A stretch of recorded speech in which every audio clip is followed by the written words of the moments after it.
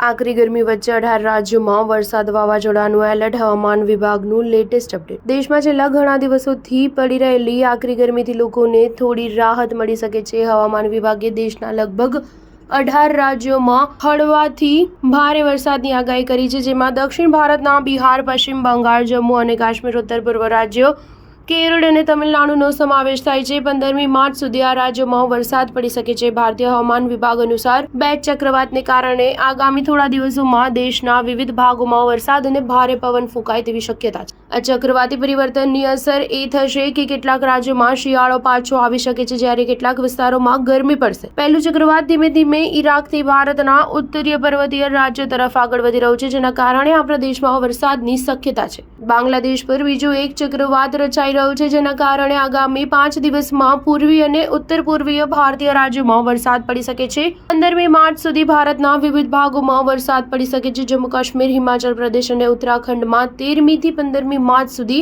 હવામાન ખરાબ રહેવાની શક્યતા છે અને ભારે વરસાદ, હિમવર્ષા અને વાવાઝોડાની શક્યતા છે. જ્યારે 13મી માર્ચે પંજાબ અને હરિયાણામાં વાવાઝોડા સાથે વરસાદ પડી શકે છે. આ ઉપરાંત રાજસ્થાનમાં 13મી થી 15મી માર્ચ દરમિયાન વરસાદ પડી શકે છે. બાંગ્લાદેશમાં રચાયેલા ચક્રવાતને કારણે બિહાર, પશ્ચિમ બંગાળ અને ઉત્તર પૂર્વ ભારતમાં વરસાદ પડી શકે છે. 13મી થી 15મી માર્ચ દરમિયાન અરુણાચલ પ્રદેશ, આસામ, નાગાલેન્ડ, મણિપુર, મિઝોરમ, મેઘાલય અને ત્રિપુરામાં ભારે વરસાદની આગાહી કરી છે. બીજી તરફ ગુજરાતમાં હીટ વેવની ચેતવણી. સ્ટાર ન્યૂઝ 7 હંમેશા સચ્ચાઈની સાથે.